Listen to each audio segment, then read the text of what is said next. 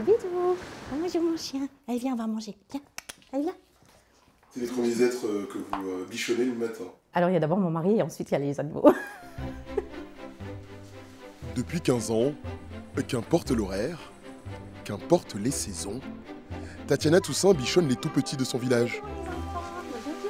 Cette quinquagénaire officie dans une maison d'assistante maternelle, basée dans le Saulnois. La précédente MAM sur la commune de Loudrefin a été fermée subitement.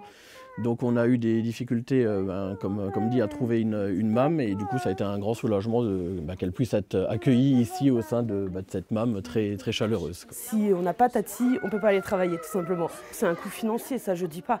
Mais quand on sent notre enfant en sécurité, et ben en fait, le coût financier passe en second. Mais hélas, viendra le jour où ces tatis du Saulnois, rémunérés en moyenne 40 € par jour et par enfant, passeront la main. D'ici 2030, une assistante maternelle sur 2 partira à la retraite en Moselle. En 8 ans, le Saulnois en a perdu 50. Une crise des vocations due principalement à une charge de travail éreintante. Je vais tenir jusque comme mon corps me dit de tenir. Et après, voilà, après il y a l'âge aussi qui fait. Hein.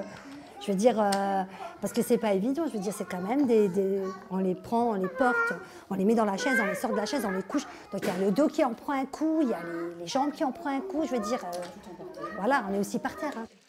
Une érosion mentale et physique, couplée parfois à des tensions avec les parents, notamment sur le plan financier.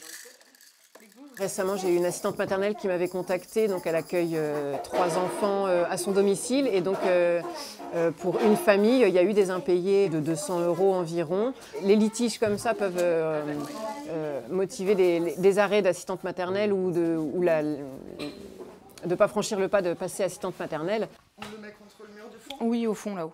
Malgré toutes ces difficultés, Sandra Pollack et Lucie Ribes ont fini par se lancer. Chercher le matelas. Après une carrière dans la distribution et le médical, ces deux amis ont investi 6 000 € pour s'offrir ce local de 200 mètres carrés. On va prendre la relève de celles qui sont à la retraite et qui sont complètes, parce qu'il y a toujours de nombreux appels pour faire garder leurs enfants. Donc on va juste prendre le relais pour qu'elles puissent partir à la retraite sereinement et que les enfants aient tous un mode de garde adapté.